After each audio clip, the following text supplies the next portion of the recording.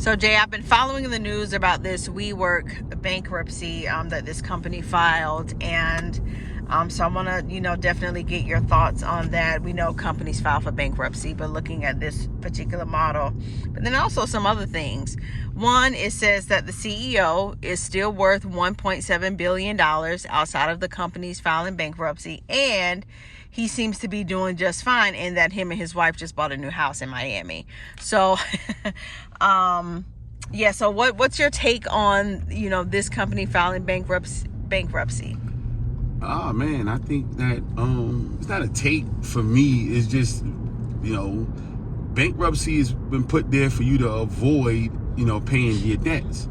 And they have a lot of those that they don't want to avoid. They don't want to pay. And if they do pay them, it's going to crash the company. So they're like, hey, we'll go bankrupt. This happens.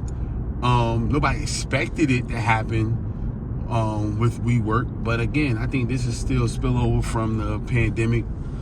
And people are literally like, hey, I'll do stuff at home, But I think that WeWork is all over. And I think it's just the North America scenario that's having this issue. I don't know about the on the other side of the pond, but that's what they're doing. They're just trying to avoid paying some of these bills that they got. Again, CEOs are employees, man, and that's what people got to realize, man. Like, everybody always be, I'm a CEO, I'm this, I'm that, I'm all this stuff, and they don't even know what that means. CEOs are employees, and so they haven't said how many people they laid off from WeWork, so they're still getting paid. And so this is probably the top earning, employee that gets paid a whole bunch of money every year. So his check hasn't been affected. And a lot of times their checks aren't affected. A lot of times it's the worker bees, the small people that get laid off by the hundreds, sometimes the thousands, and then they move on. Cut costs, pay bills, do whatever they need to do, and the CEOs still get the money. Bankers, CEOs, they got $50 million a year. But I'm like, this is nothing new. It's nothing new. So I'm not surprised. His paycheck has not been hit yet, if it ever will get hit. They allowed him to file for bankruptcy.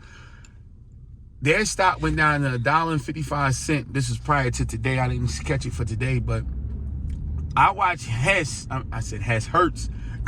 go bankrupt a couple of years ago, and they're back on the market right now. They're back up there, all the Tom Brady commercials and rocking out, doing what they're doing, and they're back trading on the market again after a couple years. So this can be a WeWork, but America set this up. Maybe another country did before. I can't say if it was or not, but in America, you can file for bankruptcy.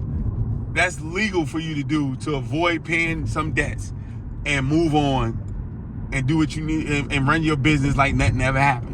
So when people used to say that about Donald Trump and all that other stuff, you just knew that these were individuals who weren't savvy about business. Like I said, Hess was off the S.T.A.R.V.E 500 just 2 years ago, and they back on strong, rocking and rolling, after filing for bankruptcy. So hey, welcome to America. This can actually happen to WeWork. If they get all that sorted out, they can be right back rocking and rolling in a couple years. So is it not paying off debt that's the primary responsibility for a company that large filing bankruptcy, or are there other factors that could lead to that? No, it all depends on what kind of bankruptcy they're filing, but for the most part, all of it prevents you from having debt, but all of them don't prevent you from closing the doors of your business. And that's the difference. All of it stems from that. We in debt, we in over our head. Let's file for bankruptcy. Chapter 11, chapter 13, chapter this, chapter that.